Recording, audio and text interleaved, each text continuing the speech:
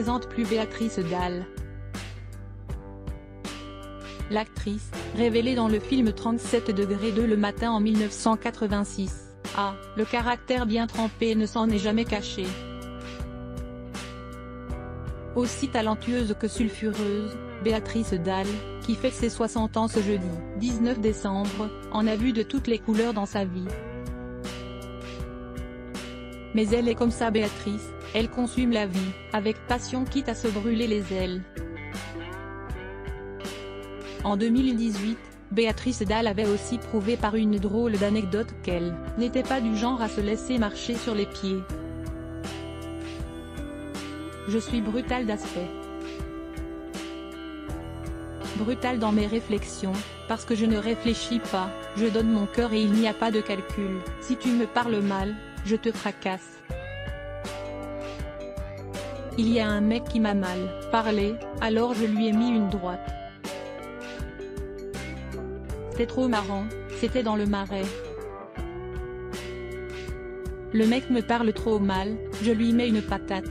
Mais il n'y a pas qu'en plein Paris que Béatrice Dalle a déjà réglé ses comptes avec un homme. Aux États-Unis, par exemple, la comédienne a eu affaire à un ambassadeur. Et cette altercation n'a pas été sans conséquences pour elle.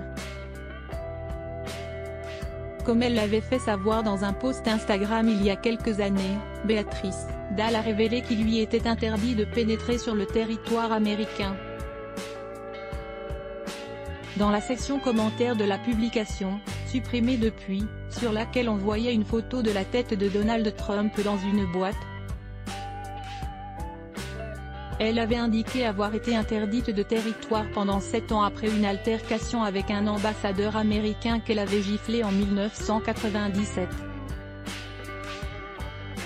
Plus de 20 ans plus tard, cette décision était toujours d'actualité et celle qui fut la compagne de Joe Star avait admis ne pas comprendre pourquoi alors qu'elle n'avait pourtant giflé aucun autre Américain depuis, comme le rapportait le site belge 7sur7. Pas du genre à mâcher ses mots, Béatrice Dalle avait aussi fait part de la raison pour laquelle elle s'en était pris à lui, il m'a parlé comme un chien, et que tu sois ambassadeur ou pas, j'en ai rien à foutre.